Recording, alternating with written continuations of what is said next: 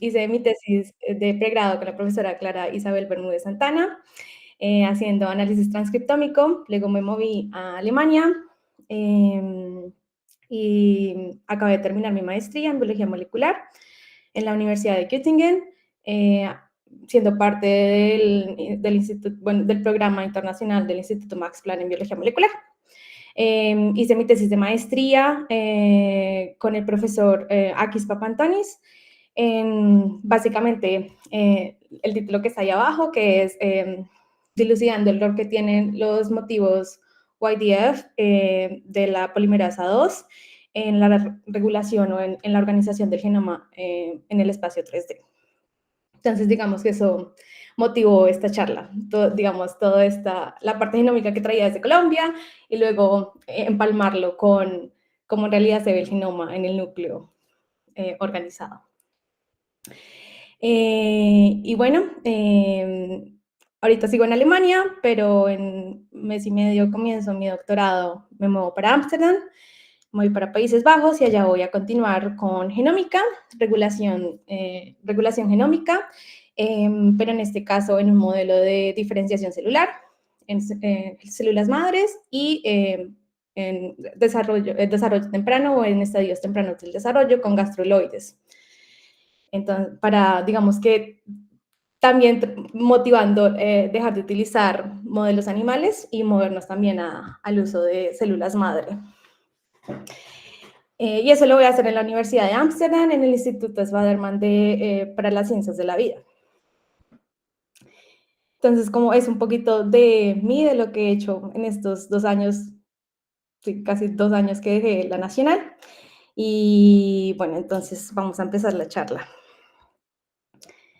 Fue difícil decir, bueno, ¿cómo empiezo esto? Entonces decidí empezarlo con la visión que tenemos todos del genoma desde un principio y es como una cosa bastante lineal.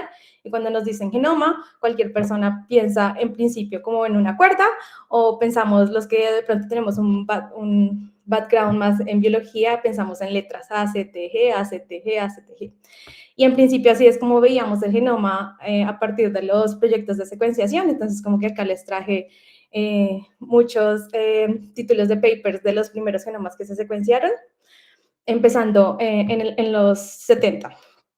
¿Por qué empecé básicamente en este año? Porque incluso antes de que se iniciaran los proyectos de secuenciación de genomas, ya hay artículos en los que los científicos tratan de preguntarse en realidad cómo se ve ese genoma, a pesar de que todavía no sabíamos, digamos, la secuencia, en realidad cómo está organizado en el núcleo. Y si, por ejemplo, los cromosomas están ocupando lugares específicos en el núcleo o están más bien distribuidos de manera aleatoria.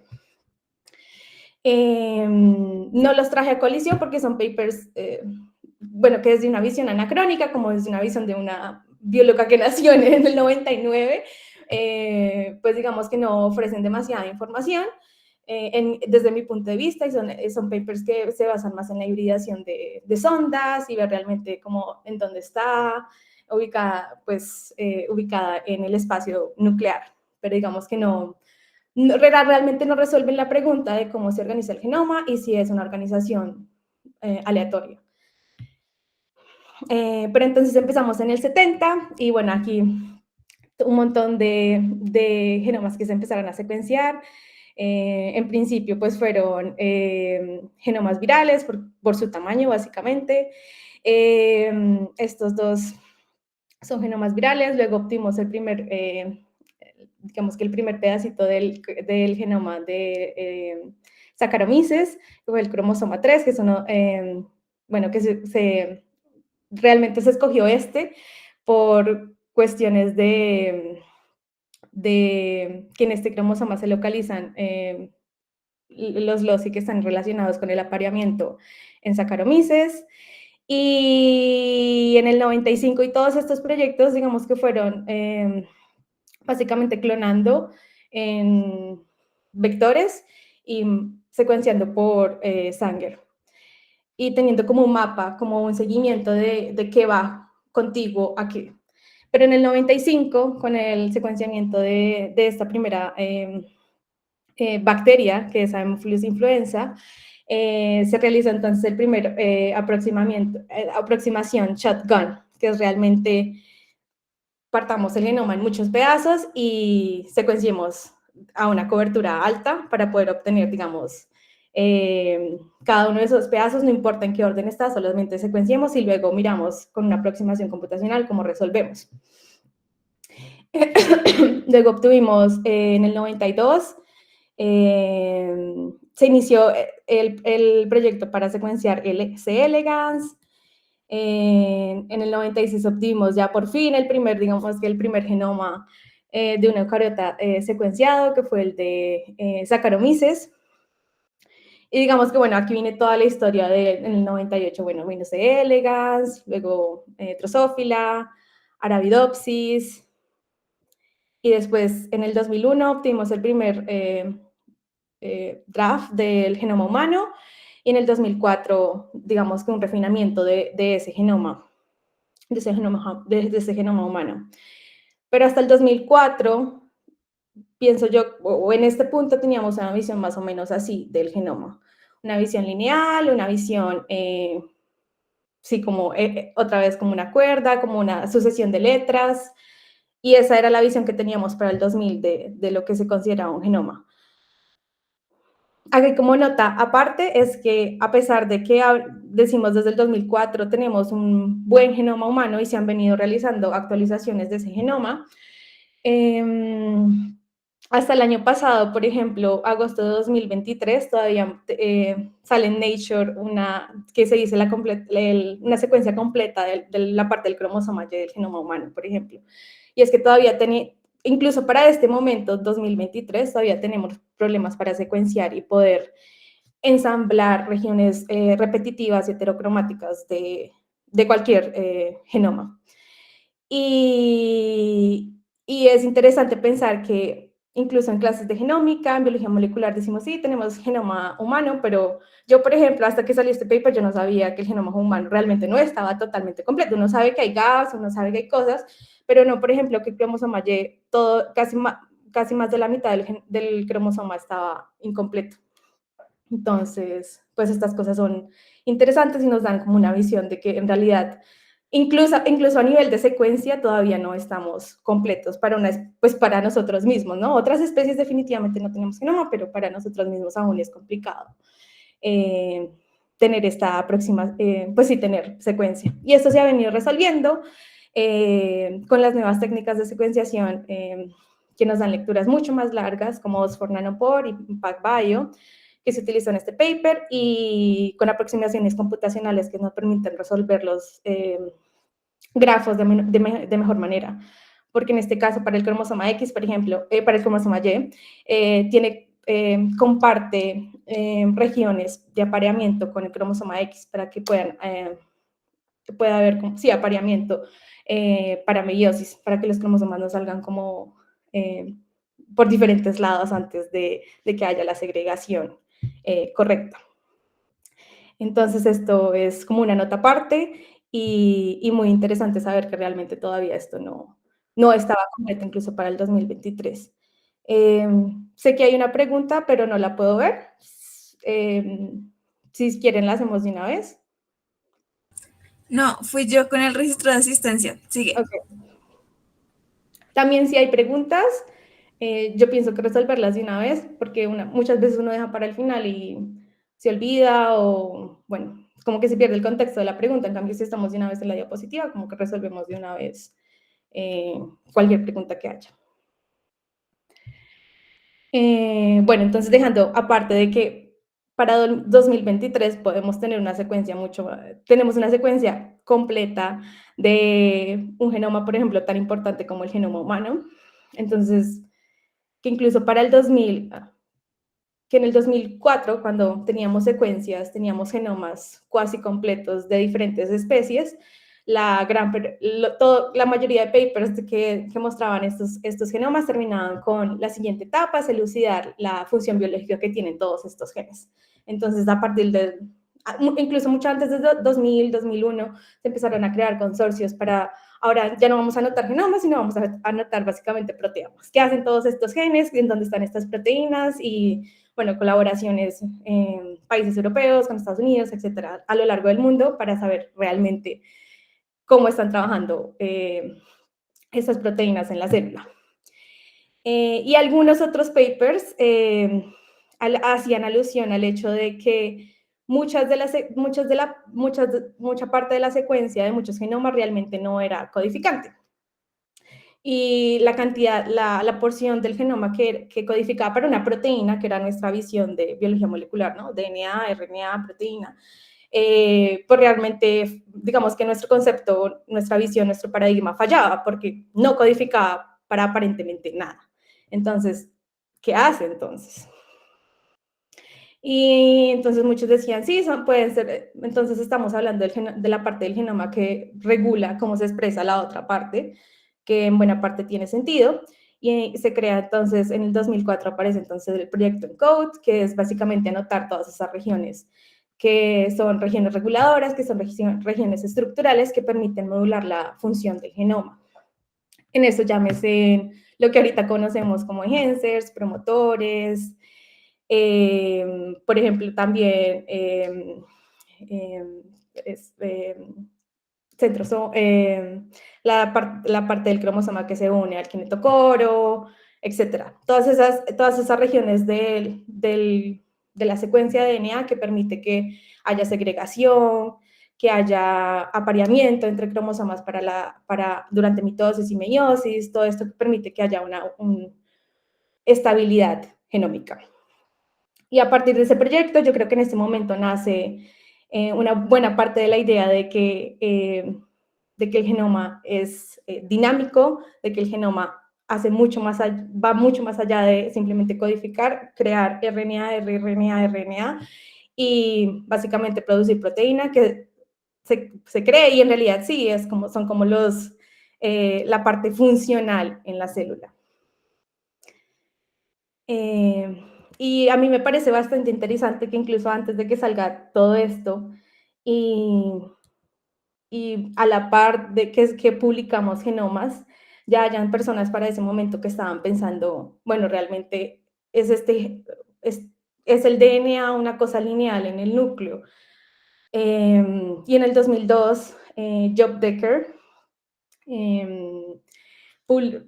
publican este paper que realmente es el paper seminal de todos los métodos C o de captura de cromosomas, de conformación de cromosomas, que eso nos permiten realmente evaluar cómo es esa organización o esos contactos de regiones genómicas en el núcleo. Es interesante, ¿por qué? Porque este trabajo realmente no empezó en el 2002, muy seguramente empezó a finales de los 90, y es realmente a finales de los 90 incluso ya estábamos pensando realmente qué región qué parte de un cromosoma está interactuando con qué otra parte, ¿sí? Entonces, en este paper, algo que a mí me parece muy bonito es esto que dicen que la cromatina es altamente flexible aquí mencionan a lo largo del ciclo celular. Entonces, que realmente el genoma no es algo que se esté sentando en el núcleo y está ahí estático, sino que realmente hay movimientos en el núcleo que permiten ciertas dinámicas. En este caso, ellos estudiaron cómo es el apareamiento del mating type loci en Saccharomyces. Entonces, ven realmente cómo los loci que determinan el tipo de apareamiento que tiene Saccharomyces. Entonces, antes de meiosis están separados y cuando se va a entrar en meiosis, entonces estos cromosomas homólogos entran en contacto o se acercan más. Entonces, esto ya de por sí nos habla de que hay cosas que están aparentemente alejadas en el núcleo y cuando es necesario entran en contacto o se acercan para favorecer determinados procesos. Es también muy interesante porque es una técnica que la idea, el concepto, es bastante interesante porque es básicamente fijar cualquier tipo de interacción que haya, luego hacemos digestión de cromatina, hacemos pull downs y luego en este caso que es el método 3C, utilizamos primers para determinadas regiones del genoma de los que estemos interesados para ver realmente con qué otra región estamos interactuando. Pero entonces ya a partir del 2000 definitivamente estamos pensando en que hay regiones del genoma que se están conectando y que varían a lo largo, por ejemplo, del ciclo celular. Con esto, entonces, en este paper se menciona que es generalmente lo que pensábamos que es una cuestión más física, y entonces se habla de separación de fases, que ahorita eso es un tema como ahorita en ciencias como el boom, porque es el liquid-liquid phase separation, y muchas moléculas pueden llevar a cabo este proceso, y también es en lo que interviene, por ejemplo, la creación de organelos que no están rodeados por membrana. Por ejemplo, no sé, cuerpos de Cajal, el nucleolo, etcétera, que no son organelos como tal, como por ejemplo el núcleo, que tiene una membrana rodeándolo, la mitocondria, sino que son organelos que están determinados por la interacción física entre moléculas, más entre ellas que con el resto de lo que hay alrededor en la célula. Y esto es interesante, digamos, por ejemplo, para la cromatina, porque la cromatina se puede entender simplemente como un polímero. Al fin y al cabo es una repetición de bases, ACTG, ACTG. Entonces, promover la interacción de estas bases con respecto al resto de lo que hay en el núcleo, pues ya da por hecho de que va a haber una separación de fases. Y así era como se entendía realmente al principio cómo se estaban organizando los cromosomas en el núcleo. Se favorece una interacción entre ellos mismos, sino con el resto, y por eso tenemos como territorios cromosomales en el núcleo. Esto, por ejemplo, por elementos repetitivos, entonces heterocromatina es fácil de entender porque hay una separación con respecto al resto, por ejemplo. Y más adelante también se entendió, por ejemplo, que hay heterochromatin protein 1, que está asociada directamente a la heterocromatina de esas regiones repetitivas, que también tiene regiones, estas proteínas tienen regiones altamente desordenadas, que también favorecen interacción entre ellas, interacciones hidrofóbicas, y por tanto pues se van a separar del medio. Más adelante entonces vienen otros ejemplos interesantes como POL2. POL2 en la parte C-terminal, por ejemplo, la parte C-terminal, el CTD de la polimerasa 2, es una región altamente repetitiva, muy, muy, muy repetitiva, que es básicamente donde ocurre la regulación, donde se fosforilan cosas, para que la polimerasa salga y empiece digamos que escape del promotor y empiece a transcribir, donde realmente hay buena parte de la regulación de la transcripción. Y por el hecho de ser tan repetitivo y de que es una región desordenada, que cuando uno hace trata de predecir la estructura con AlphaFold o lo que sea, es una región altamente desordenada, como que no se ve como alfa hélices o cualquier tipo de estructura.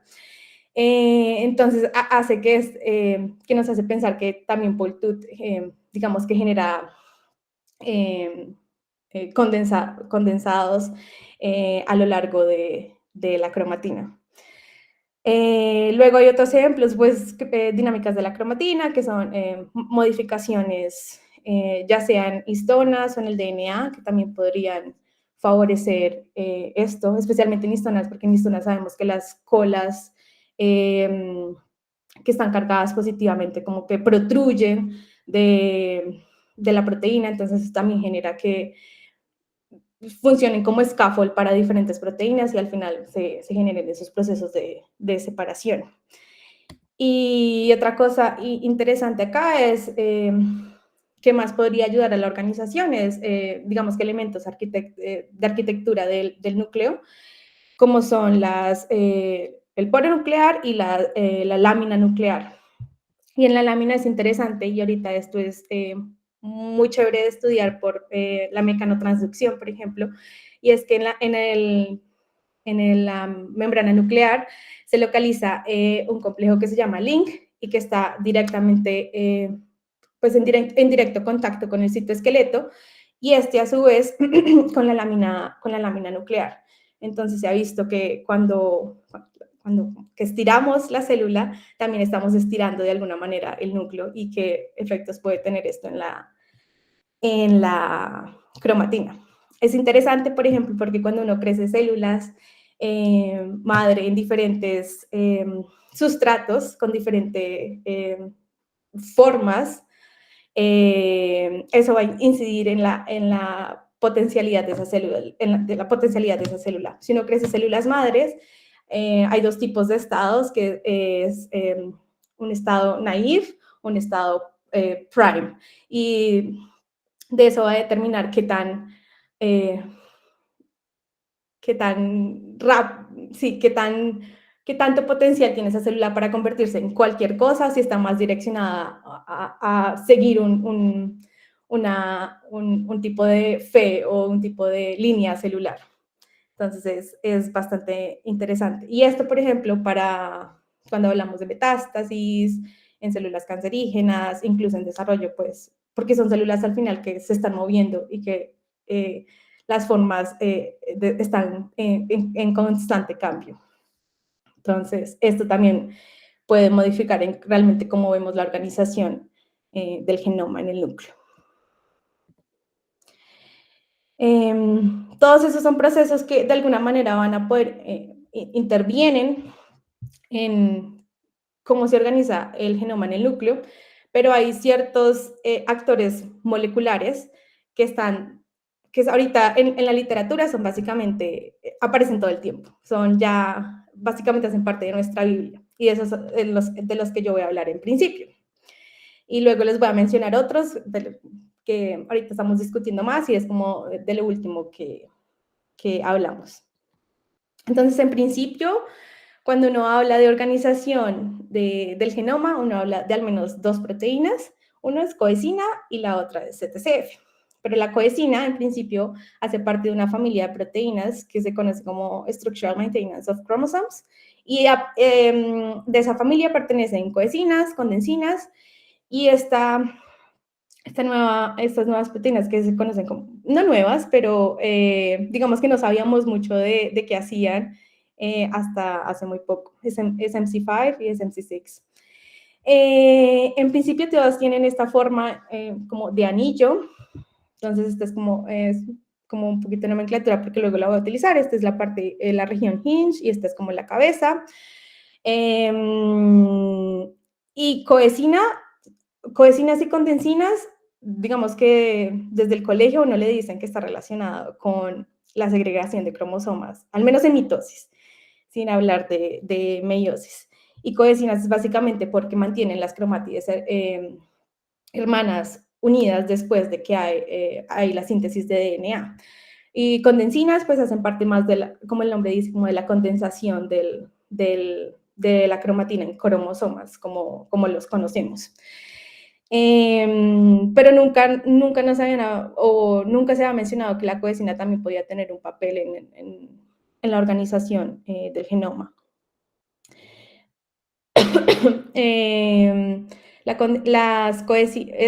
Hablamos específicamente de la coesina. La coesina tiene al menos 4 proteínas importantes, SMC3, SMC1, que son de esta familia, de las familias SMC proteins. Y luego viene RAD21 o SCC1, que así es como es la nomenclatura de Saccharomyces. Y luego estas proteínas que tienen hit domains, que es STAC1 o STAC2. Y luego vienen ya proteínas reguladoras que se encargan ya sea del cargado o del descargado de la cromatina, que luego vamos a ver. Pero como les dije, hasta en los 90, coesina, mitosis, básicamente, o segregación al menos de cromosomas en la célula. Nunca habíamos pensado que esto tenía algún papel realmente en la organización del genoma. Es hasta el 2008 que alguien se pregunta, bueno, hay expresión de coesina en células que realmente no están en una proliferación constante, células que que han pasado a G0 y que realmente no se van a dividir más. Y entonces hacen este barrido de en qué células se está expresando, en este tipo de células sí se está expresando diferentes subunidades de la coenzima, SMC1 y RAD21. Y en muchas de estas ven que esas subunidades se expresan, además de CTCF, pero hasta este momento pues yo no he dicho nada de CTCF. Entonces es como muy interesante porque se expresan estas proteínas que realmente tienen una función en la segregación o en la división celular, porque se están expresando en células que no se dividen y que están en fase en G0, básicamente. Y en este mismo paper, entonces, hacen un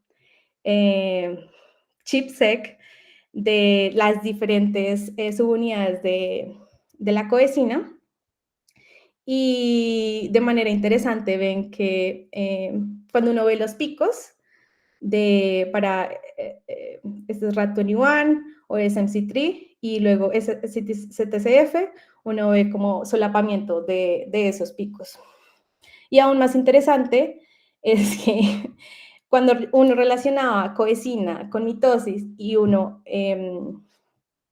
selecciona células que están en mitosis y hace pull downs de SMC3, realmente no hay picos claros de SMC3. Entonces es una proteína que creíamos que estaba relacionada con segregación de cromosomas, con división celular, pero cuando uno ve mitosis realmente como que ahí no está. Entonces como que, ok, entonces ¿qué está haciendo SMC3 o qué está haciendo la coenzima en la célula? Y aún más interesante es que cuando cuando se hace chip de SMC3 o de RAD21, pero haciendo knockdowns por ejemplo, acá de CTCF, entonces realmente no vemos picos. Y esto sugiere, por un lado, que hay colocalización de CTCF y coenzima. ¿Hay pregunta? No, estaban pidiendo solicitud de ingreso. Okay. Por un lado, que hay colocalización de coenzima y CTCF, y que cuando, por ejemplo, hacemos knockdown de CTCF, no encontramos entonces tampoco picos de coenzima o de alguna subunidad de la coenzima, y eso ya es interesante de por sí. Y por el otro es que una proteína que creíamos totalmente relacionada con división celular, cuando en una fase del ciclo celular donde realmente debería estar, digamos que tomando un papel y debería estar ahí todo el tiempo, pero realmente no la vemos en contacto o cargada en la cromatina. Y bueno, y acá ellos además muestran entonces que cuando uno hace secuenciamiento y encuentra los motivos a los que se une más probablemente esa proteína, pues los motivos de unión de coenzima y de CTCF pues son bastante parecidos, y eso también nos habla entonces de colocalización. Ellos terminan este paper con dos ideas, una proponiendo un modelo en el que ya sabemos que la coenzima tiene actividad ATPasa, por ejemplo, porque lo sabíamos desde la codensina, que hace parte de la misma familia. Entonces ellos proponen como este modelo que durante G1 la coenzima está cargada en la cromatina y está haciendo como estos tipos de loop extrusion, porque al final con su actividad ATPasa puede moverse a lo largo del genoma y generar diferentes, digamos que diferentes organizaciones. Y lo dejan como una hipótesis aparte de que podría ser probable también que la coenzima esté cargada en el genoma y sirva realmente como una trampa molecular que atrae, sí, que sirve como plataforma para atraer proteínas de otros reguladores o factores de transcripción, etc. Eh, eh, es interesante que hasta aquí, 2008, aunque sabíamos que tiene actividad TPasa, no se sabían mucho más.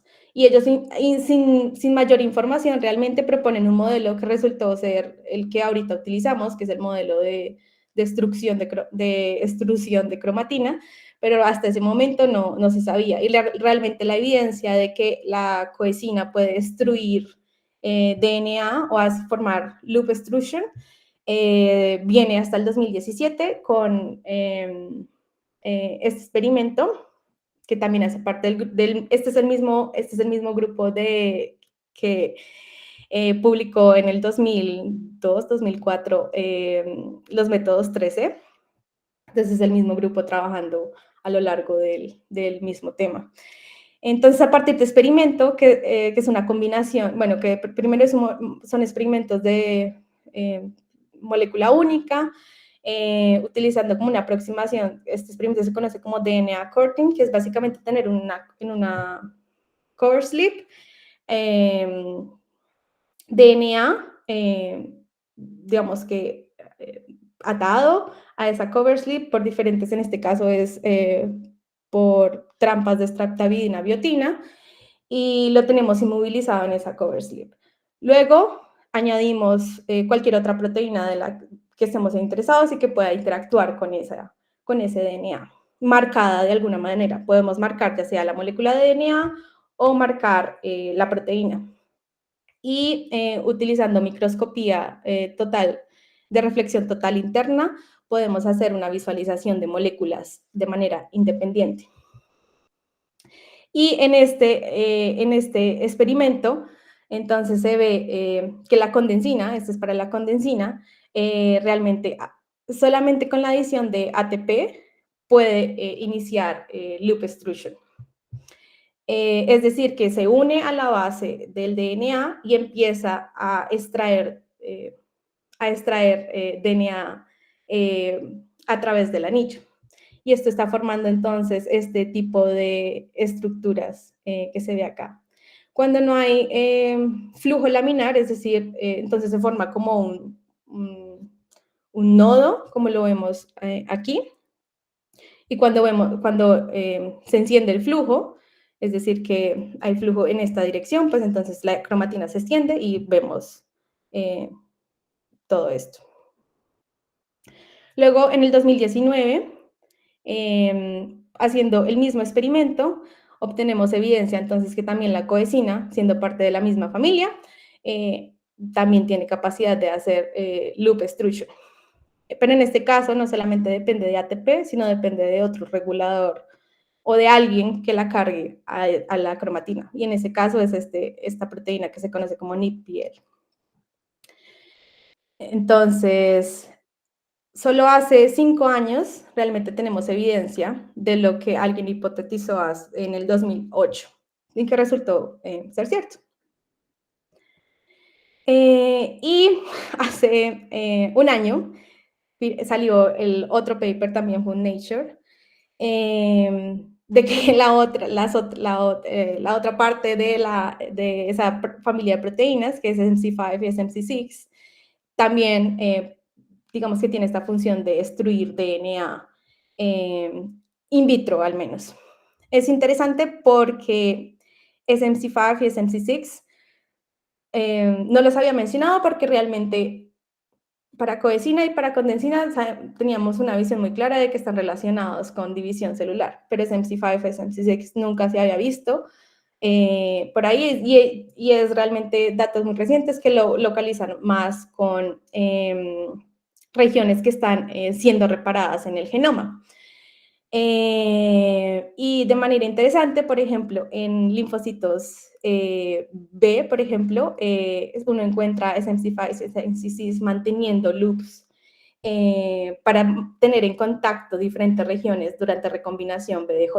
Entonces, es bastante interesante. Entonces, también se creía que podía tener esta función de loop extrusion, pero hasta el año pasado realmente sale digamos que el paper que lo confirma. Bueno, y si hasta este momento yo les dije división celular, en el paper del 2008 realmente cuando uno intenta bajar coenzima en células en mitosis, uno no ve coenzima, entonces uno se pregunta, la coenzima que uno tiene en G1 y la que aparece en G2 o mitosis, son iguales, hay diferencias. Estos dos complejos son diferentes coecinas, básicamente, y si no se lo estaban preguntando, pues es una pregunta que eventualmente les iba a surgir cuando se termine esta charla y empiecen a pensar sobre la coecina. Y es muy interesante porque es la misma proteína, básicamente, pero sí hay distinción entre qué es una coecina cohesiva o que destruye. En este punto es cuando yo digo, a veces es más fácil mantener toda esta nomenclatura en inglés, entonces es el cohesive cohesin y extruding cohesin. Y las diferencias, digamos que a grandes rasgos, para el 2023, sí, porque el otro paper salió inicios del 2023, es que la coecina que cohesiona se relaciona con otras proteínas como sororin y PDS5, que básicamente... ¿Hay pregunta? No, otra vez fue acceso a la reunión. Con estas dos proteínas, sororin, digamos que bloquea la interacción con otro regulador que se llama WAPOL, y WAPOL, así como NIPBL era la que la cargaba en la cromatina, WAPOL la descarga, como que la remueve de la cromatina. Entonces, cuando sororin está interactuando con coecina, digamos que bloquea WAPOL y la hace mucho más estable en el genoma, y eso tiene mucho sentido porque va a tener que estar ahí un tiempo para mantener cromatídees hermanas, al menos mientras transcurra, desde que pasa desde síntesis, mientras transcurre por G2 y hasta metafase. Y la otra es que hay modificaciones posttraduccionales de SMC3, y específicamente la acetilación de SMC3. Eso era todas las diferencias que conocíamos hasta hace muy poco. Y la otra cosa interesante es que uno piensa en coecina, como la vimos hasta en el paper del 2008, es que está también en G1. Entonces, pero cuando la célula pasa de S, cuando ya hay duplicación del genoma, entonces las cromatídees tienen que mantenerse unidas. Es decir, ¿qué pasa con la coecina que ya estaba cargada en el genoma? Va a seguir con su función, cualquiera que esa sea, en este caso, pues, que es como formar loops o mantenerse en el genoma, manteniendo contactos cis, o se va a convertir en una coecina que luego que va a mantener cromatídees hermanas. Entonces se proponen dos vías. La una es una conversión de la coecina que ya está cargada en el genoma, y es básicamente porque se asocia con estas proteínas que ya les dije y porque hay modificaciones posttraduccionales, o es un cargado de novo de coecina. En todo caso, después de ese, a partir de G2, hay dos tipos de coecinas cargadas en la cromatina, que tienen funciones, digamos que totalmente diferentes. Pero en 2023, septiembre creo, estos investigadores en Austria, en Viena, realmente como que revisan si hay diferencias entre la coecina, en los mecanismos que la coecina tiene para mantener cromatídees hermanas unidas y para hacer loop extrusion. Y eso lo hacen a partir de, digamos que, revisar mutantes que tengan una función, pero no la otra. Interesantemente, llegan a este mutante que se conoce como 3D, que es en SMC3, modificando 3 diferentes aspartatos. Y se encuentra que entonces hay errores en la cohesión de la cromatina, como lo vemos acá. Entonces hay pérdida de esa cohesión. Pero ese mismo mutante 3D, en principio, uno ve que se mantienen ciertos, digamos que en la matriz de contacto, como que hay interacciones que todavía están mantenidas, por ejemplo, entre estos dos dominios, como que este loop se mantiene acá, o este compartimiento, también este, como que sí hay pérdida, pero no total. Y cuando hacen el ensayo in vitro, uno ve que, por ejemplo, la coenzima 3D también tiene, digamos que esta capacidad de hacer loop extrusion in vitro en el mismo experimento que les mencioné anteriormente. Entonces, como que los autores llegan a la idea de que la mutación de estos 3 aminoácidos en la región hinge de SMC3, que es como la parte del anillo que se abre, porque la parte de la cabeza o esta parte está asociada con STAC2, STAC1, con STAC2, STAC1 o RAT21. Digamos que esta parte no interviene en la apertura del anillo, pero sí la parte hinge, que es esta, y los mutantes, de hecho, son en esta región de la proteína. Ellos hipotetizan que no es necesario abrir el anillo para hacer loop extrusion, pero que eventualmente podría ser necesario para que haya una interacción estable entre coenzima y CTCF, una vez ya ocurrido loop extrusion. Y que obviamente la apertura del anillo es importante para mantener cromatídes hermanas, que digamos que tiene un poco más sentido que las cromatídes hermanas se mantengan, digamos que interactúen con el anillo de una manera topológica, es decir, que estén insertas entre la proteína. Listo, entonces hasta aquí CTCF, coenzima y digamos que toda esta familia de proteínas que van a estar involucradas en la organización del genoma. Luego viene CTCF, que ya lo mencionamos, digamos que de manera breve, que está colocalizando con la coenzima. CTCF, entonces, se habla que es de una proteína, digamos, estructural o que da arquitectura al genoma, que está formando barreras en la cromatina, que define TATs, que TATs son pues la abreviación para Topologically Associated Domains, que son básicamente regiones en la cromatina que interactúan más entre ellas que con otras regiones. Esa es como la definición. Y también está definiendo intratats o interacciones intratats, es decir, que entre esta región, por ejemplo, que hay más contacto entre esta región que, por ejemplo, entre esta y esta, también está definiendo subcompartimientos en ese compartimiento mayor.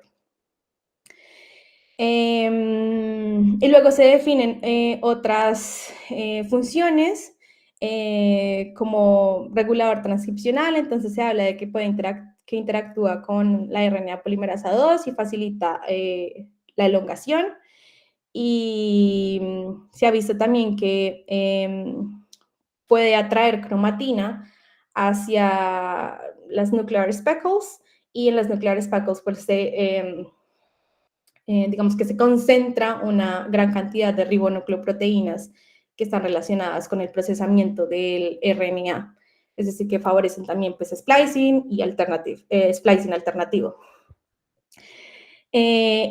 De manera interesante, como nota aparte, es que CTCF, durante el envejecimiento, CTCF, se forman como clústeres de CTCF que están directamente asociados con las nuclear speckles.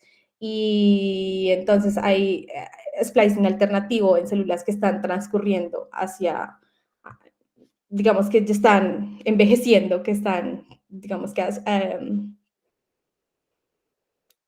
digamos que yendo hacia, terminando como su ciclo, con el número de ciclos que puede mantener una célula y mantener su genoma estable. Es una proteína, entonces, que se une en regiones específicas y por eso se define como esta caja o esta secuencia a la que se une en el DNA. De manera interesante, entonces, es una proteína que se une a regiones específicas Y cuando uno remueve, por ejemplo, CTCF, cuando introduce en el genoma una región donde se puede unir CTCF, entonces se crea como una reorganización, sí, como una reorganización de elementos que van a regular otras partes del genoma. Entonces, por ejemplo, cuando uno delesiona esta región que estaba acá, esta caja para que sea una CTCF, entonces regiones, este enhancer puede entonces activar, por ejemplo, este promotor o este gen y también funcionar, digamos que con su función normal para este. Y lo mismo ocurre entonces cuando uno inserta esas regiones, digamos que va a bloquear la capacidad que tiene un enhancer de interactuar con otro. Y si lo pensamos es porque entonces viene viene la coesina y va a generar loops o regiones de contacto entre diferentes, una región CTCF y la otra. Y si uno quita o pone otra, pues va a generar que la coesina, digamos, que forme un loop más grande o forme un subloop en esa región. Y esto va a tener incidencia, entonces, puede tener incidencia en la expresión de genes, la expresión génica.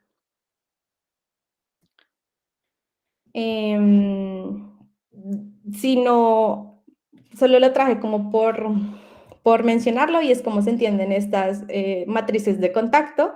Entonces, básicamente, cada punto que uno ve acá nos habla de que hay una interacción entre este punto y este punto. Entonces, digamos que cómo leerlas, entonces uno toma este punto donde uno ve un contacto y digamos que nos vamos por las diagonales y vamos a ver entonces las regiones que están como se ve acá, en la base. Y son regiones, entonces nos habla de que todo esto se está formando un loop.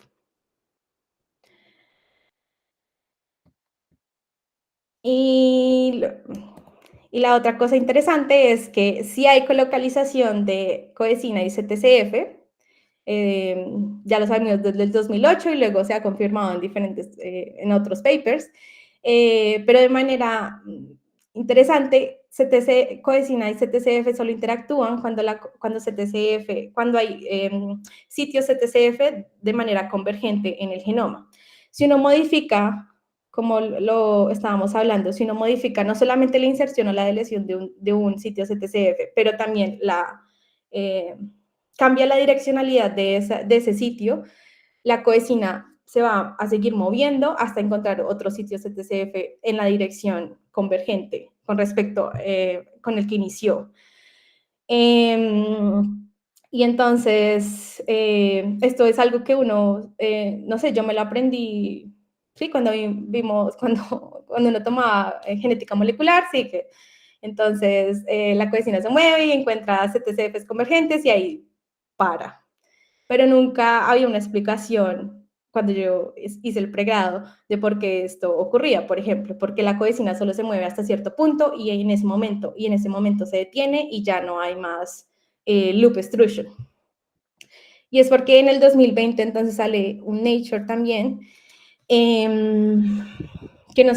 se va al detalle de cómo es la interacción coesina-CTCF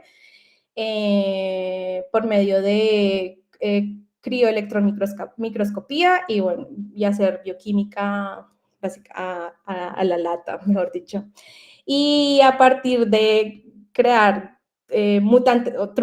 truncar CTCF en diferentes partes de la proteína, entonces llegan a que hay un dominio en específico, que son los YTF motifs, en el N-terminal de CTCF, que es indispensable para la interacción de este con la coesina.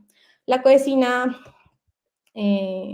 bueno, dos subunidades en especial de la coesina, STAC2, STAC1 y RAT21 están formando una interfase que se conoce como una interfase conservada.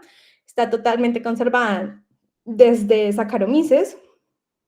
Y esta interfaz interactúa entonces con estos aminoácidos de CTCF. Y eso hace que la coesina pare el loop extrusion. Si uno modifica, por ejemplo, si no trunca todo el N-terminal, pero si modifica simplemente estos dos aminoácidos, tirosina y fenilalanina, la proteína la coenzima básicamente es como si no hubiera CTCF y sigue haciendo loop extrusion hasta que encuentra un CTCF con el que pueda, digamos que formar una interacción estable. Y ese fue mi momento en el que yo al fin encontré una pregunta a eso que uno se aprende de memoria, y es cómo realmente se forman estas interacciones moleculares. Y esta fue la base, por ejemplo, si se acuerdan del título de mi tesis, esta fue la base de tesis de maestría, esta fue la base de mi trabajo de maestría, porque la polimerasa también tiene dominios YDF, y que uno pensaría que es como, ok, son 3 aminoácidos, esto debe ser muy común, debe aparecer constantemente en diferentes proteínas. Entonces, ¿por qué termina siendo tan importante? Pero no aparecen de manera tan constante. Y en otro paper, que no menciono acá, pero en el 2022, básicamente este paper se reproduce para chugoshin, que es otra proteína que está bloqueando la fosforilación de la coenzima durante mitosis para que no haya segregación temprana de cromátides. Y es la misma base molecular de la interacción de esta proteína, chugoshin, lo que sea, con coenzima. Entonces, digamos que este es un mecanismo bastante conservado de cómo la coenzima interactúa con otros actores moleculares en el genoma y está estableciendo interacciones estables. Entonces, hasta el momento, hemos visto que la coenzima y CTCF son esenciales para que haya, digamos que algún tipo de plegamiento, que se formen loops, dado que la coenzima tiene la capacidad o tiene actividad de loop extrusion, es decir, que puede, a partir del uso del ATP, básicamente es una maquinaria molecular, empieza a gastar ATP y extruye cromatina. Lo puede hacer de una manera topológica, no topológica, eso está aún todavía ahí como en veremos. Es decir, que si se abre o no el anillo para que haya loop extrusion. Y esto va a determinar mucho en qué es una barrera molecular para la coenzima en el genoma. Si el anillo realmente tiene un diámetro que una proteína, o sea, es decir, hay proteínas, por ejemplo, como la polimerasa, que es gigante, que simplemente no van a pasar por el anillo. Entonces, por eso es importante realmente saber si el anillo se abre o no se abre durante el loop extrusion. Lo otro es que la actividad de estas proteínas está determinando la formación de compartimientos de la cromatina en el núcleo. Entonces, al principio vimos que hay separación de fases por la interacción, porque la cromatina es un polímero y se favorecen interacciones de la misma cromatina entre ellas, porque hay proteínas asociadas que tienen dominios, que tienen regiones estructurales altamente desordenadas que también favorecen interacciones intermoleculares, y todo esto termina que se formen condensados en el núcleo. Pero esta parte solamente explica la formación de territorios cromosomales. Ya la organización más fina de compartimientos, subcompartimientos, loops, la está determinando la coenzima. Y esto es simplemente lo que les dije, y solo para completar que digamos que como nomenclatura, entonces tenemos que hay compartimientos A y B, y el compartimiento B pues hablamos de una cromatina que está digamos, no tan activa y está generalmente asociada con la lámina nuclear. Mientras que la cromatina A, pues es eucromatina, que se sienta o se establece en el interior del núcleo y está altamente activa. Es decir, transcripción, reparación, todos los procesos que se nos vengan a la cabeza. También hay subcompartimientos a esto, entonces también se habla como de compartimiento A1, A2, B1, B2, y por ejemplo el B1 es si encontramos policom asociado, o, es decir, represión de la cromatina o de la expresión, y compartimiento A1, A2. A1 es si la cromatina está asociada a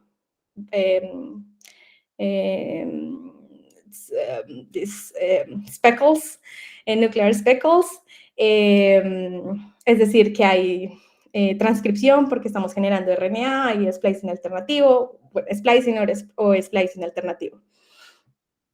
Hasta aquí, hay, no sé, alguna pregunta.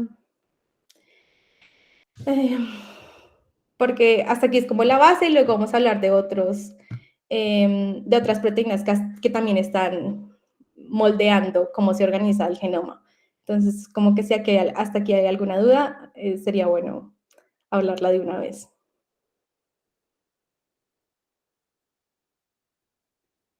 Y si no, entonces hay otras proteínas que también están determinando cómo se organiza el genoma, y una con la que trabajé fue entonces la RNA polimerasa, helicasas, el complejo mediador, uno como desde, sí, como desde 11, que ve biología, bueno, una parte de biología molecular. El complejo mediador siempre se ve como una proteína gigantesca que entonces une, digamos que trae en contacto enhancer y promotor, y viene la polimerasa y se crea el complejo para la transcripción, etcétera. Entonces, como que siempre se ha entendido que el mediador realmente tiene un papel en generar esos loops, en mantener esas interacciones. Pero nunca, o uno casi nunca oye hablar de qué tan importante es la RNA polimerasa o helicasas cuando se forman complejos de preiniciación en G1, en telofase y G1, en la organización del genoma. Del complejo mediador yo no voy a hablar precisamente porque digamos que se entiende que tiene un papel en la organización, o al menos en traer cosas, digamos, más cerca, aunque hay un paper muy interesante del 2023 en el que uno realmente ve que sí, que si uno quita el mediador de la célula y intenta y hace cualquier high C o 3C o micro C, lo que sea, cualquier C, sí se pierden contactos, pero no es realmente significativo, por ejemplo. Entonces es como interesante pensar en esas cosas. Pero no vamos a hablar de mediador, vamos a hablar de RNA polimerasa y de helicasas. Y para hablar de la RNA polimerasa, entonces, hasta aquí hemos hablado he mencionado como dos técnicas que son súper importantes, como en todo esto de la genómica y en este tema de la genómica 3D. Hablar de los métodos C, cualquier C que a uno se le ocurra, 3C, 4, 5, hay micro C, hay hasta sister C, que es para ver contactos entre cromátides hermanas, como contactos trans y cis, todos los C que a uno se le ocurran. Hablamos de chip y sus variaciones a chip, que son cut and run, cut and tack, que es básicamente ver lo mismo, dónde se está sentando una proteína en el genoma. Entonces, utilizando un anticuerpo, podemos, digamos que bajar esa proteína y luego quitamos la proteína y secuenciamos básicamente el DNA que obtengamos. Pero hay una manipulación súper interesante y muy útil en este campo, y son los sistemas Degron. Y hay dos básicamente, que es basado en auxina y basado en el DTAC. Y eso es una forma de poder quitar de la célula una proteína de manera rápida y sin tanta, y de una manera controlada. Es decir, que cuando yo agrego una molécula en un cultivo celular, esa proteína se va a ir de la célula en unas 2, 4 horas. Y de esa manera yo puedo saber cuál es el papel de esa proteína en la célula sin tener que hacer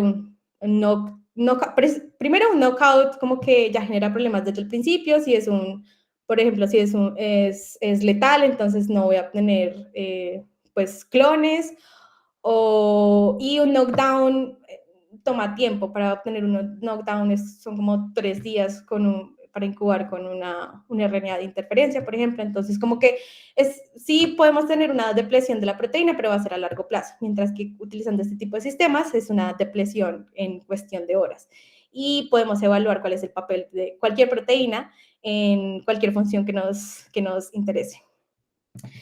Entonces, dos sistemas, básicamente, uno es DTAC y el otro basado en auxina, y esto es básicamente, tenemos que hacer un knock-in, eso sí, toca hacer algo de modificación genética, pero es básicamente crear una proteína fusión, mi proteína de interés, en este caso, yo la que utilicé para mi tesis fue RPV2, que es una subunidad de la polimerasa, pero puede ser cualquiera, y la fusionamos con un dominio, con lo que sea. En este caso es el dominio DTAC para el sistema DTAC o otro dominio que se llama M8 para el sistema de dioxina. Y una vez obtenemos esta proteína fusión, si podemos, entonces, por medio de una molécula bifuncional para el sistema DTAC, que reconoce esta parte o esta cosa que le agregamos a nuestra proteína y la pone en contacto con una E3 ligasa. Y eso básicamente va al sistema de degradación por ubiquitina y proteasoma. Y el otro sistema está basado en la auxina, que es una hormona de las plantas, y cuando entra en contacto con esta parte sí que es una parte de la proteína, es como 120 aminoácidos, no es muy grande, y con este receptor que viene de Orisia sativa, entran en contacto y eso también va a formar como un complejo E3 ligasa y luego la E2 ligasa y todas las ligasas y se va a degradación de todas maneras por el proteasoma. Voy a hablarles de un paper en el que se evalúa entonces qué pasa con las matrices de contacto en el genoma cuando uno quita de la célula RPV1, que RPV1 es la subunidad más grande de la polimerasa, 2. Y por tanto, cuando uno no tiene RPV1, pues la función de la polimerasa y todo el complejo ya no es funcional en la célula. La aproximación, como les comenté, entonces es básicamente crear un knock-in de la proteína de interés, ya sea en el N-terminal o en el C-terminal, depende de qué va a funcionar para cada proteína, con este dominio M8 que nos va a permitir favorecer la degradación rápida de esta. Y luego, entonces, después de que uno favorece la degradación de RPV1, se hace cualquier tipo de experimento que uno desee. En este caso, ellos hicieron micro-C y Corantac para diferentes proteínas, CTCF, SMC1, que es coesina, y esta H3K27 acetilada, que es un marcador de enhancers. De manera interesante, uno ve que cuando uno control y auxina, es decir, que en esta no hay RPV1, cuando uno quita de la célula RPV1, también la ocupación de coesina en el genoma también decae drásticamente. Y esto se ve de manera mayoritaria en enhancers. Y puesto que, entonces como que uno ve que RPV1 y SMC1 como que podrían estar de alguna manera interactuando y van a ser, digamos que esas interacciones son realmente importantes en los enhancers. CTCF no se ve afectada en mayor medida, digamos que en este experimento. Lo que sí es interesante entonces es que hay... se reorganiza el genoma de tal manera que los loops que estaban, los loops que se habían establecido en un experimento control, digamos que se agrandan en uno en el que no hay RPV1.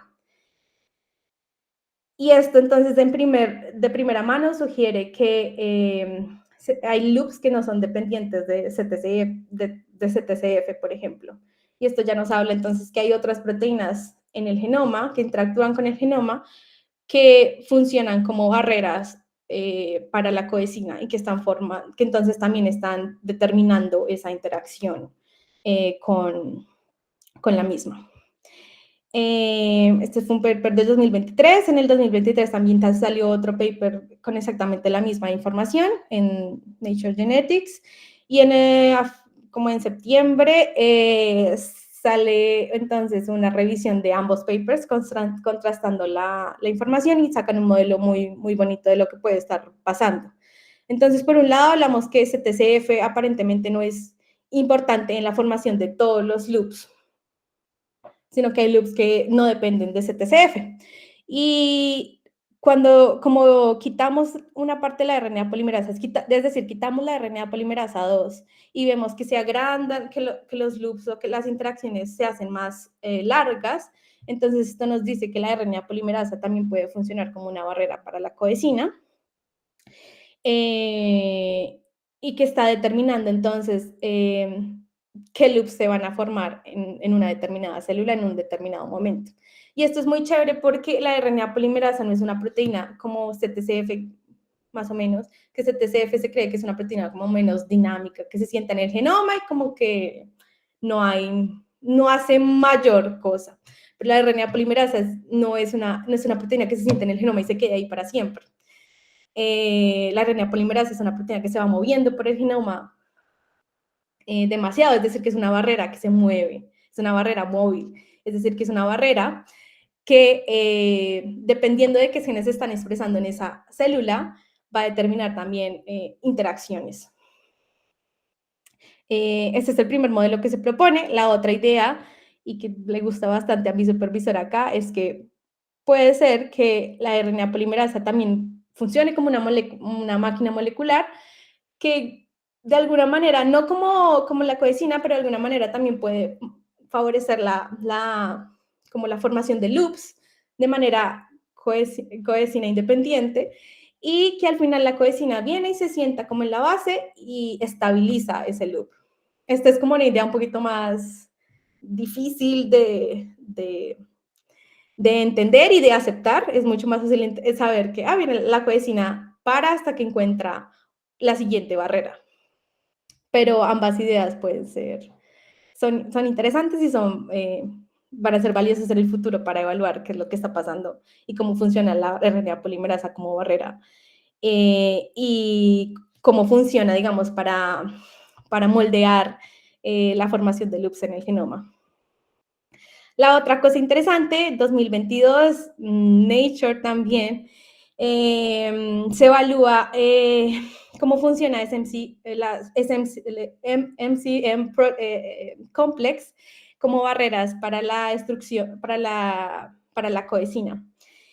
Y lo interesante es que el complejo MCM se carga en el genoma a final de la telofase G1 y se cargan muchos en el genoma, pero muy pocos se utilizan en ese. O sea, que uno tiene muchos complejos de preiniciación acoplados en el genoma, pero muy pocos al final se fosforilan y se inicia, digamos que se prenden como centros de iniciación para la duplicación del genoma. Pero como están ahí, pueden ser barreras interesantes para, digamos, que para moldear también el genoma. Entonces, en este paper, que es básicamente modelación computacional, digamos que uno sí puede ver que a pesar de que los complejos MCM no son realmente barreras como CTCF para la coesina, eventualmente sí podrían estar determinando que la coesina pare y no destruya más. Lo interesante es que ellos proponen que la coesina puede pasar derecho por una gran cantidad de sitios MCM, pero algunos van a ser van a poder bloquear, puede ser de manera estocástica, digamos que el paso de la coesina, y digamos que esto está por verse. ¿Por qué? Porque esta familia de licasas también tienen estos YDF motifs, y entonces yo creo que se va a hacer el siguiente paper, es realmente ver si uno lo quita, si lo pone, si se lo pone a otra proteína, lo que sea, si puede bloquear en ensayos in vitro, digamos que el paso de la coenzima. Pero es interesante eventualmente saber si todos esos montón de complejos que se cargan en la cromatina durante G1, si realmente tiene una función más adelante. Especialmente porque esto va a determinar también como el tiempo de replicación, y no todo el genoma se replica al mismo tiempo. Hay orígenes de replicación que estallan o se inician muy temprano, digamos, muy temprano en la fase S, y otros que, digamos, que van a tomar mucho más tiempo, y generalmente son dominios que están asociados con las láminas nucleares. Entonces, interesante. Y la otra cosa que nos deja todo esto de pensar cómo está determinando la RNA polimerasa, por ejemplo, sitios donde se van a formar loops, o si las helicasas durante la replicación celular tienen alguna función en la organización del genoma, es cómo esto se genera un feedback para digamos, para esa estructura o esta organización del genoma, porque siempre uno piensa, ok, el genoma se organiza de una manera, el genoma se pliega de cierta forma, y eso está determinando que ciertos genes se prendan o se apaguen en un determinado momento. Pero también es pensar, entonces, ahora hay ciertos genes que están prendidos, porque tenemos RNAs polimerasas que van, pero entonces eso cómo está retroalimentando la estructura del genoma. Y es como esa idea de que viene primero, estructura, función, y pues realmente yo creo que es una interacción de ambas, y que van moldeando la identidad de esa célula, que es cambiante todo el tiempo. Y que se viene entonces en el futuro cercano. Tenemos ahorita un proyecto que se llama el 40 Nucleon Project, financiado básicamente en Estados Unidos, financiado por el Instituto Nacional de Salud, pero donde realmente se van a poder responder preguntas muy, muy chéveres, y es qué pasa con el genoma, qué pasa con la cromatina, ya se llame organización del genoma tridimensional, o qué pasa con reguladores de la cromatina, Polycomb, qué pasa con modificaciones de histonas, qué pasa con metilación del genoma, digamos que a lo largo de la diferenciación celular, por ejemplo, qué pasa cuando es muy útil pensar, o es muy bonito pensar, que una célula cuando sale de mitosis realmente tiene su genoma, o sea, viene de un genoma totalmente compactado y empieza a descondensar, y es como ese núcleo vuelve a reorganizarse de una manera para mantener la identidad celular, porque es que a lo largo de cada división, la identidad de esa célula es como si se perdiera de alguna manera, y cuando entra G1 tiene que reorganizarse para expresar genes, que son los genes que esa célula debe expresar. Entonces, también cómo se está reorganizando ese genoma a lo largo de un ciclo celular, por ejemplo. E incluso a lo largo de G1, una célula, el genoma no es estático ni siquiera en G1. Ya vimos que la misma RNA polimerasa puede modificar loops, puede modificar subcompartimientos, y entonces hay genes que eventualmente podrían prenderse, así sea de manera aleatoria. Entonces, es también, este es el futuro, esta es la segunda parte. En la primera parte de este proyecto se generaron nuevas técnicas. Entonces aparece la interesante, que es Hi-C o método C para células únicas, porque yo no les dije, pero para, chip y para todas esas técnicas se utilizan al menos 5, 10 millones de células, es decir, que estamos obteniendo son promedios de interacciones, no estamos realmente viendo interacciones de una única célula, lo que sí vamos a poder hacer luego. Pero lo más importante para poder evaluar la estructura o la organización del genoma en el tiempo es microscopía. Y para esto entonces sale OligoPaint, que es básicamente tener la capacidad de hibridizar diferentes sondas en el genoma que nos permitan ver diferentes regiones y poderlas seguir en el tiempo con microscopía de alta resolución. Entonces tenemos PalmStorm y diferentes técnicas de microscopía y no es microscopía electrónica, es microscopía a base de luz. Entonces es bastante genial. Hasta aquí lo dejo porque era 1 hora y algo y ya tenemos como media hora para preguntas, si las hay, y que podamos discutir más cosas de lo que a ustedes se les ocurra.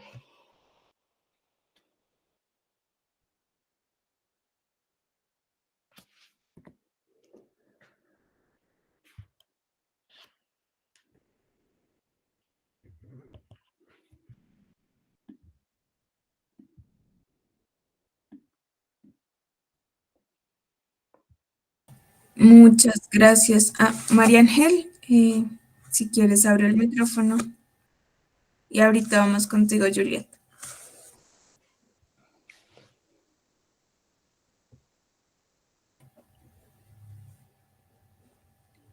Bueno, creo que a María Ángel se le activó la manito. Juliet, si quieres, abre tu micrófono. Muchas gracias, Cami. Muchísimas gracias por esa charla tan increíble, porque siento que esto es como un cambio de paradigma de cómo uno enseña mitosis. Entonces, mi pregunta es, ¿cómo crees tú o qué incidencia crees que tiene esto de aprender el genoma y todo su tema de la ubicación en futuras aplicaciones? O sea, ¿qué aplicaciones podemos de pronto encontrar a partir de este tema que creo yo que va a ser como en unos años un cambio total de idealizar cómo es que está estructurado el genoma?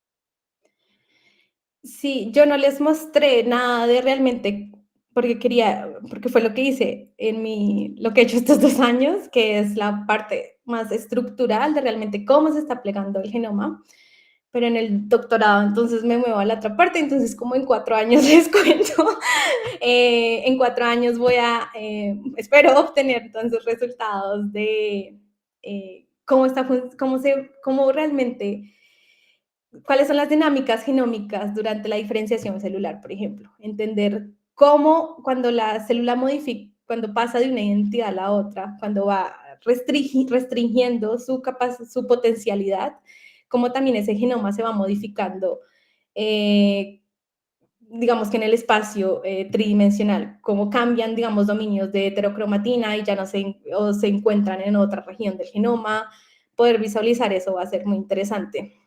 Solo ahorita, hace 2 días, salió un paper súper bonito de cómo el consumo de cocaína modifica la organización 3D del genoma en las neuronas dopaminérgicas y de la región tegmental ventral, por ejemplo. Y que esto no es algo que, ok, se modifica, pero vuelve, digamos, que a su estado homeostático, sino que es algo que perdura en el tiempo. Y ellos evalúan como 2 semanas y los cambios que hay en la matriz de contactos, por ejemplo, creo que hicieron Hi-C, cambian y perduran en el tiempo, por ejemplo. Hay papers que ahorita investigan entonces, por ejemplo, en pacientes de cáncer. El cáncer ya de por sí a mí me parece demasiado complejo, pero entonces en pacientes de cáncer que aparentemente tienen el mismo cáncer, ¿no? Digamos, cáncer colorectal, pero entonces como hay diferentes loops en diferentes pacientes, entonces hay reorganización del genoma en el mismo cáncer, pero en el genoma de un paciente se comporta de una manera y en el de otro otra, por ejemplo. Y en el laboratorio en el que estoy ahorita, por ejemplo, están trabajando para targetear, por ejemplo, hay unas proteínas que se llaman High Mobility, es un grupo de proteínas que se llaman como High Mobility Proteins, HMGV y el número que a uno se le ocurra, y cómo estas proteínas están intermediando esa reorganización del genoma. Y están en ensayos preclínicos con una droga X. Entonces, sí va a ser importante en el futuro entender realmente el genoma, cómo se está reorganizando y cómo se reorganiza en el tiempo más que todo. Como para mí, en especial, es súper interesante verlo en la diferenciación celular, por ejemplo, en el desarrollo. Pero esto no excluye que haya aplicaciones para, y las más importantes, digamos, para cáncer. No, súper, súper genial, porque queda esa duda de, bueno, cómo es esa reorganización en los primeros estados embrionarios a un adulto y todo lo que viene, por ejemplo, con diferentes enfermedades neurodegenerativas, por ejemplo, se me ocurre el Alzheimer, cómo se pueden reestructurar esos cambios en el genoma. Muchas gracias. Sí.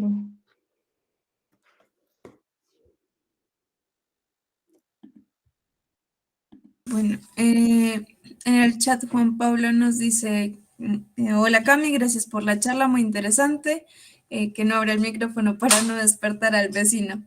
Pregunta, yo quería preguntarte acerca del ADN que tradicionalmente se considera basura o junk DNA. ¿Crees que realmente existe el junk DNA? ¿Son todas consecuencias regulatorias? ¿Podría tener algún otro uso o valor biológico? Gracias, Juan. Juan está desde Suiza, entonces solo toca despertar al vecino. Yo tengo acá a mis vecinos despiertos seguramente. Young DNA, no, pues primero, como ese concepto de que el genoma se transcribe, ¿cómo es que dicen? Perversive transcription, bueno, transcripción pervasiva, bueno, no sé cómo se traduzca, pero el de hecho es que la gran mayoría del DNA se transcribe. Si esos transcritos tienen una funcionalidad o no, eso va a depender, eso se evaluará después, pero sí la transcripción es interesante porque marca regiones en el genoma. Por ejemplo, enhancers RNAs. Los enhancers se transcriben primero, no son regiones donde se une X proteína y traen cosas en contacto, sino que los enhancers se transcriben. Y simplemente el hecho de que haya transcripción, de que haya esa formación de RNA, es como señalizar para que vengan también, que sirvan como plataformas para que vengan otros reguladores de la cromatina. Entonces, eso, súper interesante. Pues John tiene, pues, no sé, uno siempre habla siempre cuando estábamos en el pregrado hablábamos de eso, pero el hecho de que mucha parte de ese genoma se transcriba, la célula no gastaría tanta energía y tanta para producir cosas que realmente no se necesitarían, pienso yo.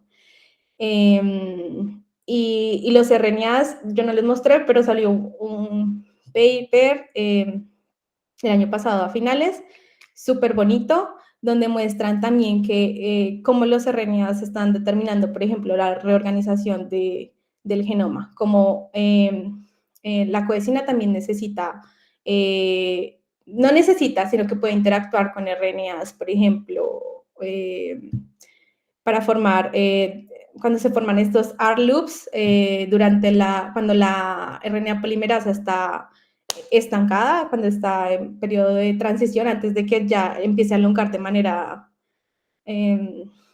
digamos que cuando empieza a elongar, se forman este tipo de R-loops y esos también podrían determinar, digamos, que la reorganización del genoma.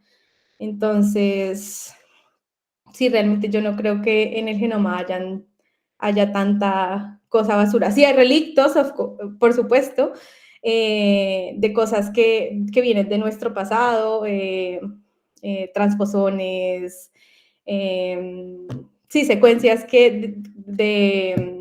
¿cómo se llaman esto? secuencias virales sí, de cuando hubo una infección y son, retrovirus que se insertan en el genoma, entonces sí hay cosas que técnicamente no tienen una función para nosotros, pero no, no es, digamos que una proporción gigante del genoma. También pseudogenes, o sea, sí hay como una cosa evolutiva de cómo evolucionan los genomas y que no todo es funcional, ¿sí?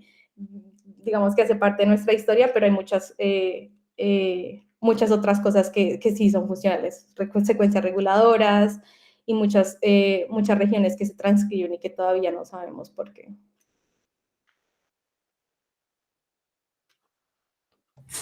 Clara, tienes la mano levantada, entonces abre tu micrófono, porfa, Clara.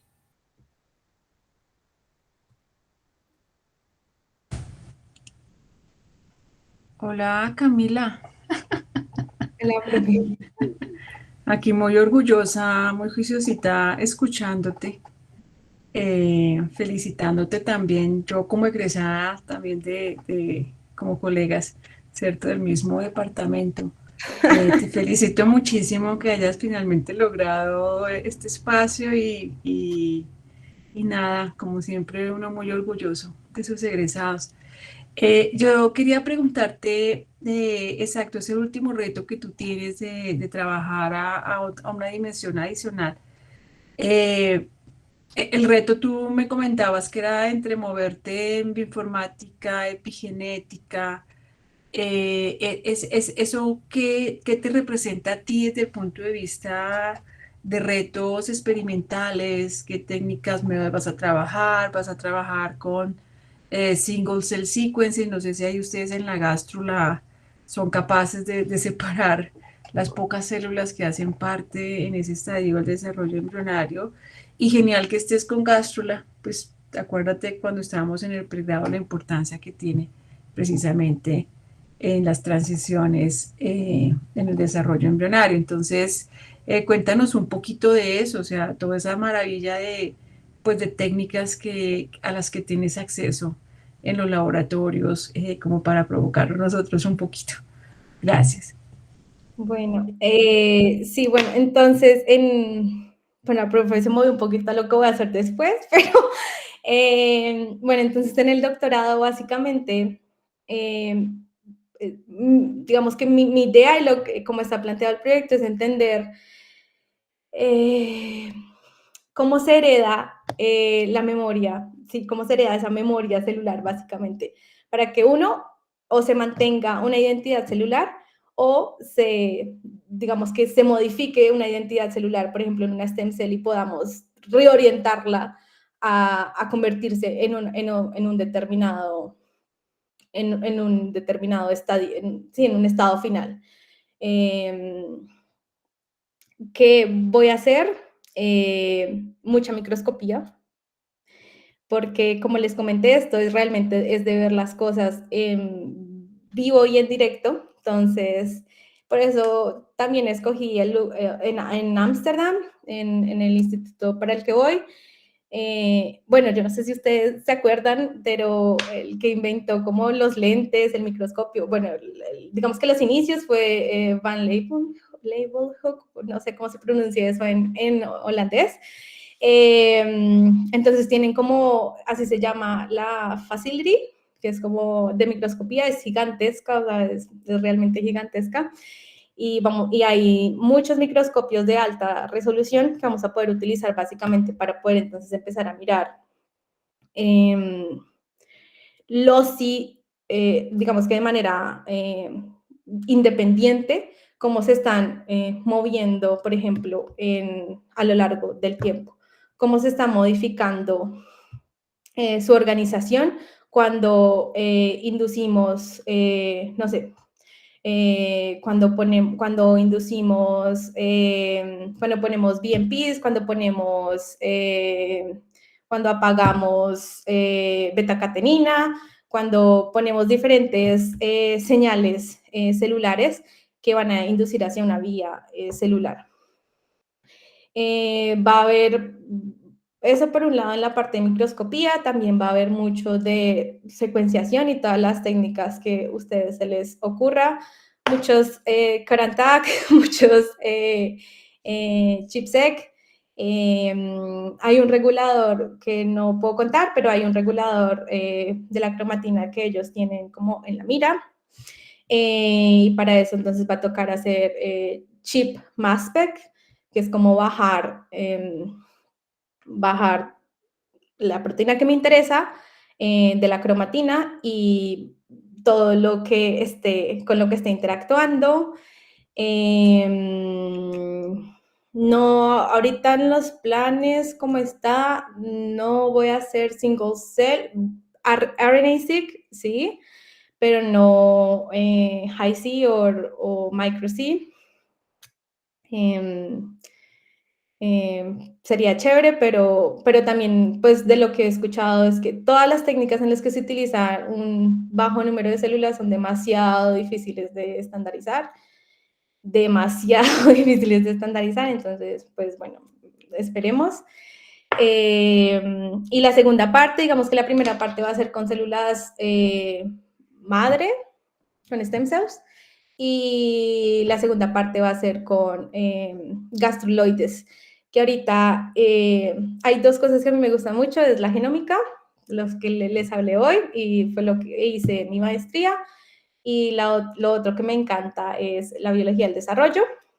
Desde que estaba en el pregrado, la profe Clara me aguantó en el pregrado ahí con, con la biología del desarrollo.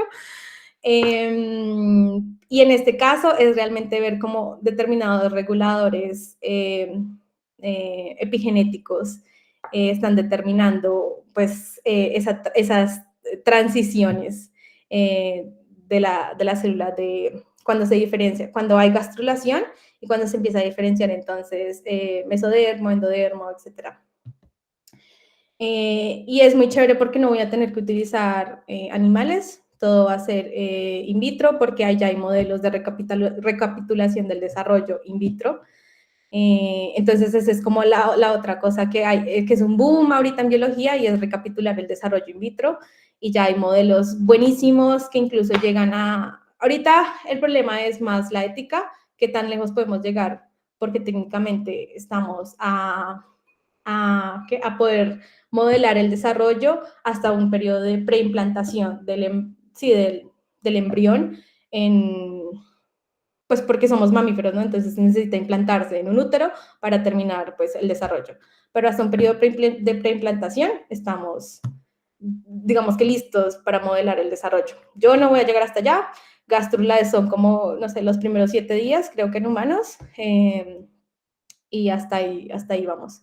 Entonces, simplemente el hecho, o sea, para mí simplemente el hecho de poder hacer esto, de poder a partir de células madre, inducir la diferenciación de gastruloides, ya para mí eso es un experimento que cuando yo los vea, wow, se me va a explotar la cabeza cuando empiece a generar los gastruloides.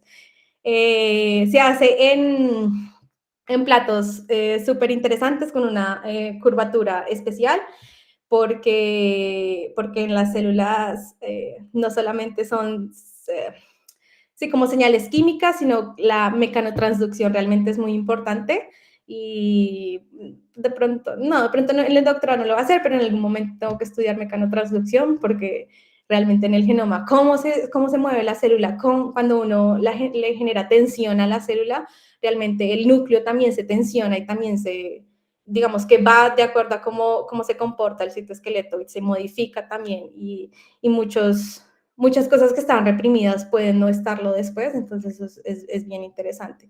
Pero va a ser bastante biología celular y bastante genómica y mucho laboratorio. Esperemos, lastimosamente, profe, tengo bioinformático, entonces no me va a tocar mucho ser bioinformática, pero igual uno siempre termina haciendo sus códigos y haciendo sus cosas, entonces vamos a ver. Bueno, pues eso es parte del sueño, como te digo, hacer lo que les gusta y ver pues los secretos más íntimos, ¿no? de nuestro genoma. Muy bonito y bueno, ahora estudiar más genómica. De pronto el otro semestre voy a estar dictando el curso de epigenética del posgrado y quizás por ahí de pronto nos ayudes con algunas charlitas. Yo Eh, súper encantada, súper. sí, sería muy chévere porque incluso le he puesto algunos temitas más también de, bueno, de informática, con análisis de R librerías y cosas así que requieren de un complemento muy especial, sobre todo cuando hablamos de técnicas y de qué queremos ver y qué vemos, porque eso motiva muchísimo a los estudiantes, que realmente no solo sea como la referencia de lo que uno ve en los libros o en los papers, sino que pues alguien que está teniendo la experiencia puede hacer esa narrativa. Entonces, muchísimas gracias, muy amable y qué juiciosa que estés despierta tan tarde.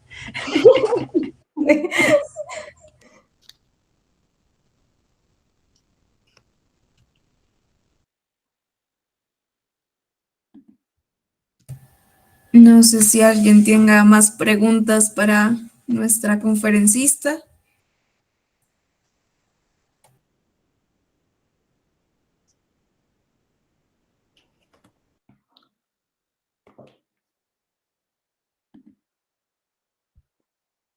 Bueno, en el chat les dejo dos formularios, uno con la lista de asistencia y otro para que evalúen el diálogo que Camila nos presentó en la noche de hoy, la madrugada de... Juan Pablo nos dice que le parece genial que trabajes con modelos desligados de experimentación animal. Los organoides son súper interesantes. Gracias por la charla. Ahora necesitamos legislación, porque al menos en Alemania, no, todavía no he revisado en Países Bajos, pero en Alemania son súper restrictivos con todo lo que involucre que en algún momento haya un embrión, son súper, súper restrictivos. Entonces, yo creo que ahorita se va a generar legislación respecto también a organoides. Como en algún momento cuando se hizo IVF, fertilización in vitro, que la primera fue en UK y luego dijeron como que lo limitaron demasiado. Yo creo que eso va a ocurrir lo mismo ahorita con estos modelos in vitro de desarrollo. Pero bueno, trabajemos hasta que nos dejen.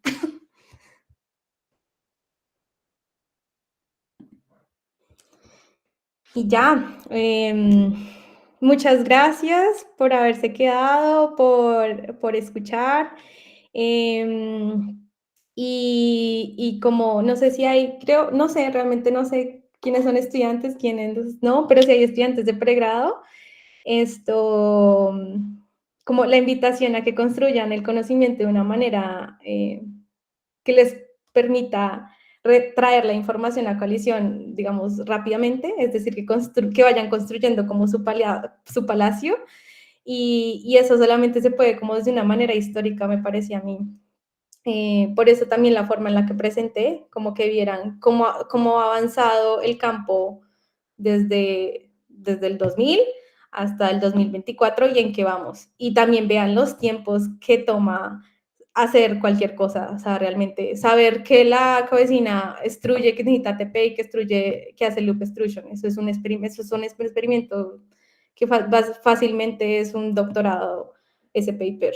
Entonces, sí, son años de trabajo. Y así vamos construyendo y así es mucho más fácil también, digamos, que generar nuevo conocimiento, generar nuevas preguntas y mantener toda la información. Entonces, ¿no?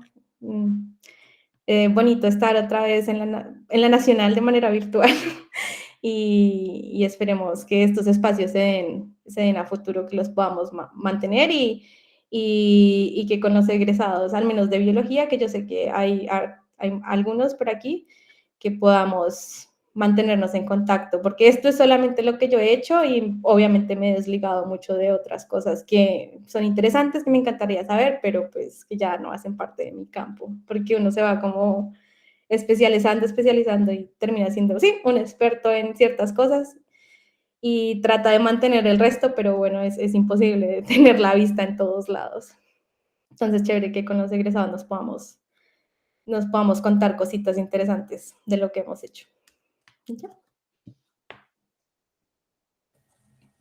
Muchas gracias, Camila. Desde el programa de egresados reiteramos nuestros agradecimientos por este espacio, por compartir tus valiosos conocimientos. Esperamos también para las personas que nos han acompañado que este haya sido un espacio constructivo y de gran aporte y beneficio para ustedes. Y les reiteramos pues también nuestro interés para que sigan participando en las distintas actividades. Muchas gracias a todos ustedes por su participación. No olviden diligenciar la asistencia y la evaluación de este espacio. Que tengan una linda noche. Gracias, feliz noche. Pues,